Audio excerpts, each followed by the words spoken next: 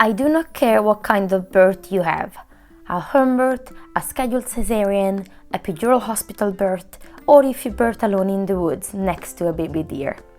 I care that you had options, that you were supported in your choices, and that you were respected. January Harsh, Birth Without Fear. Welcome to this channel.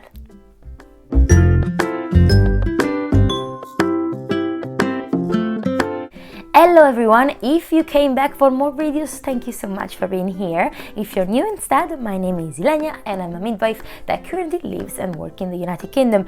Today we talk about a quite hot topic that I really care about though, which is informed consent. This video is born by the many messages and texts that I receive, starting with phrases such as, "Oh, I wasn't allowed to," or "they didn't let me do this and this," in the context obviously of maternity care. And it's something that, although thankfully is happening less and less, it's still happening. There is still this tendency to think that the medical profession, doctors, midwives, nurses, we are here and then the patient is here, and then there is this hierarchy that allows us, medical profession, to impose things to patients, for patients being you, just because you come to receive care. Now, it shouldn't be like that, first of all. That's my first statement. You come to the hospital to receive care for your maternity journey, and that's absolutely fine. However, we know that in the hospital, you go there when you're sick, when you're ill, when you're in pain.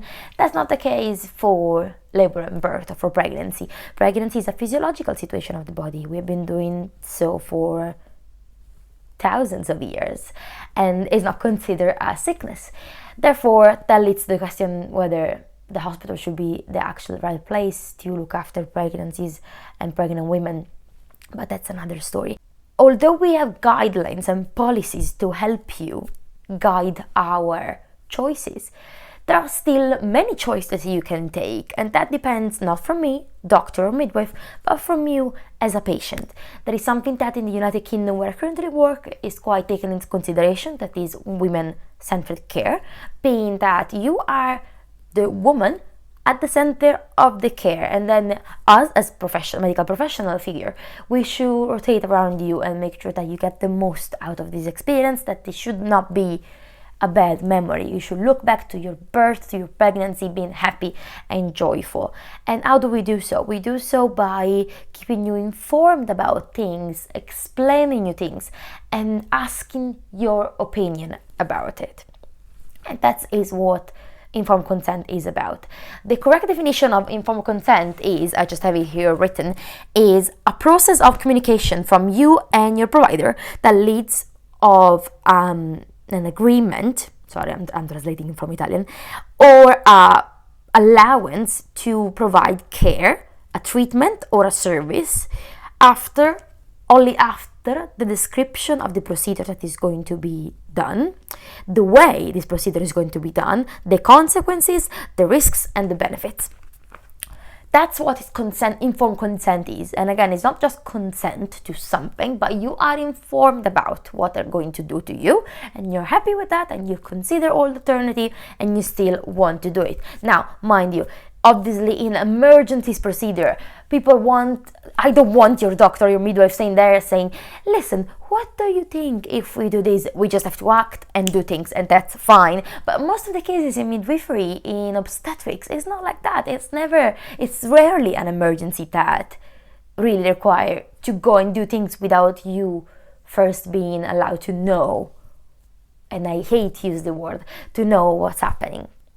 So do ask, be bold and be kind, obviously, but don't just say yes to things just because the doctor or the midwife said so. There is always an alternative, and that alternative might be more suitable to you. I teach these to my students, I teach you with these videos, but again, you are the change. You need to bring this change in the practice where you are. And if you feel that someone is not explaining to you, or is forcing you to do things, just say it. Just say, "Listen, I think that we're not on the same page here. I would like to do this. Can you explain me why you really don't want to do this thing?" X, Y, and Z, depending to the context. Now, I was just improvising here. So whatever it is, the situation, just be mindful that we are different people.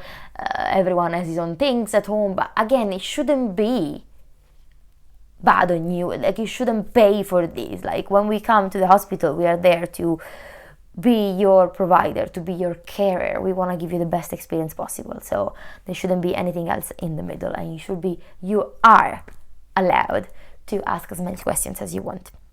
Obviously, I hope you're surrounded by people, by medical professionals that support you, that you feel, that you trust, that you feel good with. That's why you should choose them, because they are similar to you. They, not similar as a human being, we're all different, but just similar in the way that they want you to achieve your best goals.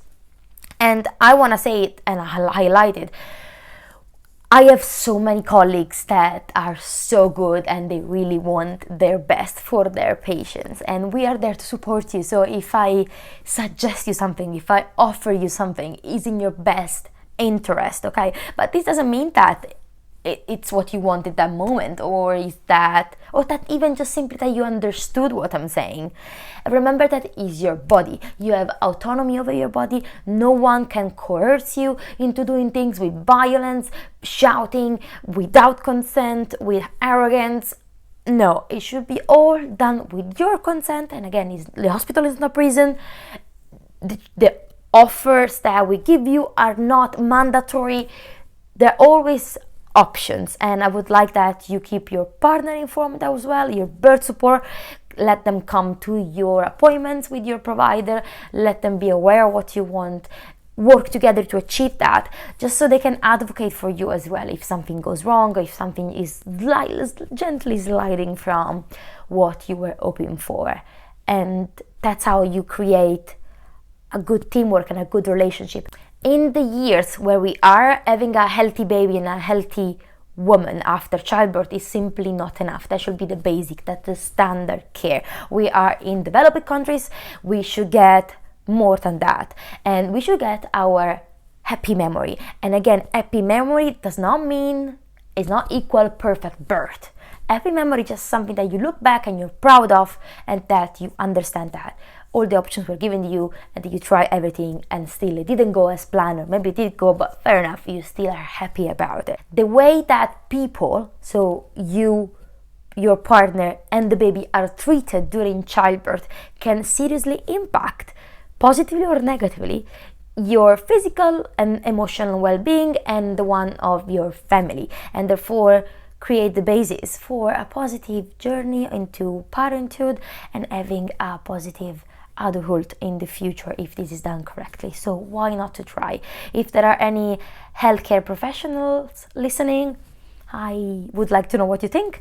But even if you are just an expecting couple, please let me know if you had any episodes of this consent not be taken from you, or consent not be asked from you, and what did you do and how did you cope with that, and how did this impact you today. That's all for this video. I'll see you next time. Bye bye. I am so red today.